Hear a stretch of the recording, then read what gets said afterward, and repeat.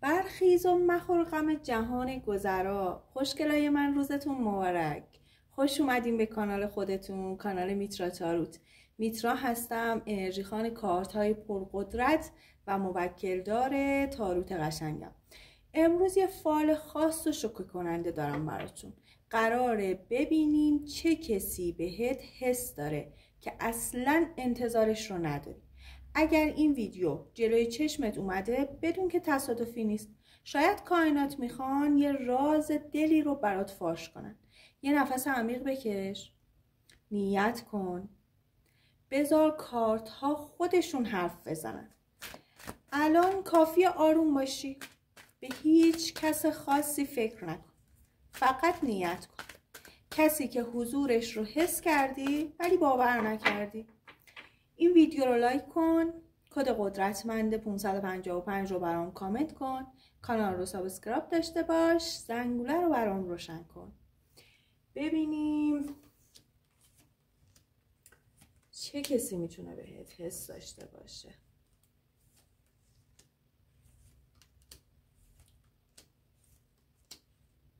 یه کارتم از ابتدا بردارم، یه کارتم از انتها. خب دوست قشنگم، کارتی که برات اولین کارت زمین نشسته کارت کائنات تاروت پرقدرت و موکلدار من هستش. این کارت داره میگه خود شما شخصیتا خیلی قدرتمندی، انرژیت فوق‌العاده بالاه و با توجه به این قدرتت و انرژی فوق‌العاده بالایی که داری دیگران رو جذب خودت میکنی و این برای تو زندگیت معجزه میکنه، باعث یک شروع جدید، باعث یک خوششانسی، یک خوش اقبالی میشه که نهایتا تا یک وعده آینده برات رقم میخوره و تحققش رو داری انشالله. حالا این یک وعده میتونه از 1 ساعت آینده باشه، نهایتا 1 هفته یا 1 ماه زمان ببره. کسی که الان داره بهت فکر میکنه، کسی که الان بهت حس داره و خودت تصورش رو هم نمی کنی، شخصی هستش که از زندگی تو رفته، شخصی هستش که قبلا توی زندگی تو بوده. ببینین کارت 8 جام میگه کسی که قبلا توی زندگی احساسی تو بوده ولی تمام مسائل احساسیش رو حالا با توجه به مشکلاتی که داشتین، چالش هایی که توی رابطه و زندگی براتون پیش اومده بوده، همه رو رها کرده، دلت رو شکونده، ناراحتت کرده، بهت پشت کرده و رفته. این شخص در حال حاضر هنوزم به تو حس داره، هنوزم داره بهت فکر میکنه و داره به این فکر میکنه که چطوری میتونه دوباره باهات ارتباط بگیره، چطوری میتونه دوباره بهت برگرده. و چیزی که اینجا برای من خیلی جالب بود این که کارت های من دارن میگن که بهت گفتم به هیچ کس فکر نکن و نیت کن، ولی شما نتونستی ذهنت رو خالی کنی. شما هم همزمان داری به اون شخص فکر میکنی، هنوزم که هنوز ذهنت درگیرشه و حتی سوالات مختلفی با دیدن این ویدیو توی ذهنت پیش اومد، سوالات متفاوت. اینکه حالا این شخص کجاه، داره چه کار میکنه، آیا در نبود من با شخص دیگه ای رابطه شده، زندگیش به چه شکلی داره پیش میره، آیا به شکل طبیعی خودش برگشته و سوالات مختلف است. نتونستی ذهنت رو خالی کنی، همزمان داشتی بهش فکر میکردی و گوشه ای از ذهنت عصبانیت رو دیدم، ناراحتی رو، دلخوری رو.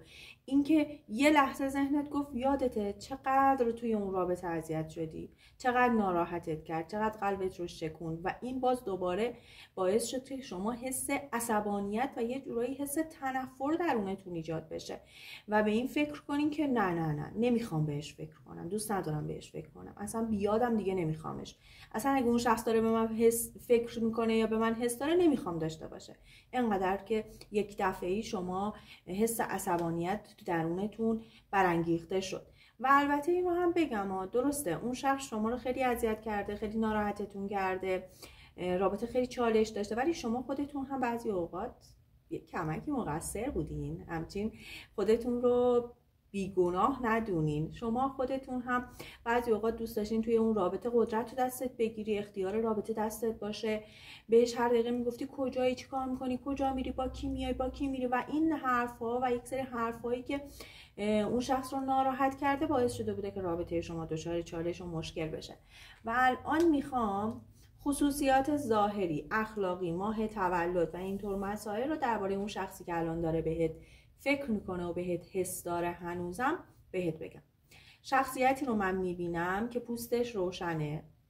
موکلین همیشه حاضر تاروت دارن این پیام رو به من میدن که اون شخص خصوصیات ظاهریش پوستش روشنه، چشم و ابرو تیره است، قد متوسطی داشته، یکم هیکلش میتونسته توپر یا توپل باشه و عنصر وجودیش آب بوده، متولد فصل تابستون میتونسته باشه یا یکی از ماه‌های تیر، آبان یا اسفند ماهی تحت حوالی زمستون. و این شخص ابتدا خیلی بلد بوده احساساتش رو بیان کنه، خیلی با حرفای عاشقانه قلبت رو لرزونده، ولی بعد از اینکه تو رو به دست آورده، بعد از اینکه خیالش از تو راحت شده، عشق خودش رو تو قلبت رو جا داده، غرور برش داشته. متاسفانه از روی غرور، خودخواهی، تکبری که ایجاد شده بوده درونش باعث شده بوده که اون رابطه دچار بحث، اختلاف، دعوا، درگیری، ناراحتی، گریه، اشک و غم و اندوه بشه و رابطه کم کم به سمت و سوی رفته بوده که رابطه رو ترک کرده و رفته و شما رو توی تنهایی رها کرده، شما رو منزوی کرده و هنوزم که هنوزه شما نتونستی ذهنت رو، قلبت رو آروم کنی و چون شما نتونستی ذهن و قلبت رو آروم کنی، این یک انعکاسی، ارتعاشی بین شما و اون شخص وجود داشته متقابلا هنوزم و اون شخص هم الان هنوز به شما حس داره، هنوز به شما فکر میکنه و حتی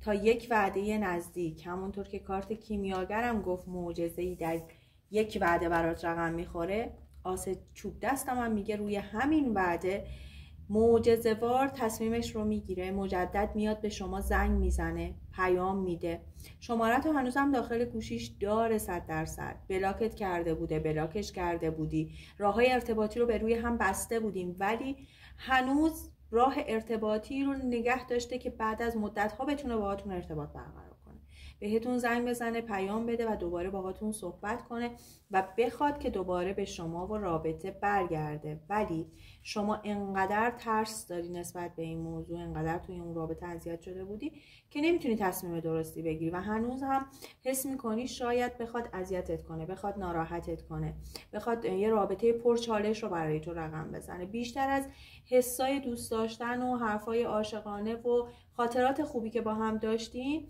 الان به جایی که اونها بیشتر بیاد توی ذهنت، بیشتر چیزهایی که باعث ناراحتیت شده اومده توی ذهنت و نمیتونی تصمیم درستی بگیری. اما تاروت قشنگم داره میگه نگران نباش، اگر واقعا هنوزم بهش حس داری، توی ذهنت، توی قلبت بهش فکر میکنی، هنوزم بهش علاقه‌مندی، جوابش رو بده. اومد توی فضای مجازی بهت زنگ زد، بهت پیام داد، ریکوست فالو داد، از بلاکی بیرونت آورد، جوابش رو بده. جوابش رو بده و اجازه بده که دوباره وارد زندگیت بشه، اجازه بده دوباره این رابطه شکل بگیره، چرا که رابطه به سمت خیلی عالی پیش میره، چون این سری که بیاد دیگه قدرت رو خوب میدونه، یه جورایی ستاره تو براش شیرینه و تو رو شیفته کرده، اون شخص رو شیفته کردی، ببخشید شیفته خودت کردی و ستاره بختتون هم با هم جفته، آیندهتون با هم روشن. قشنگم. اگر با این فال هم ارتعاش شدی برام بنویس، منتظر عشق بی صدا هستم تا بدونم کائنات پیامتو گرفتن. تا فال بعدی با عشق و آگاهی زندگی کن گل من. ممنونم از اینکه تا پایان این ویدیو منو همراهی کردید.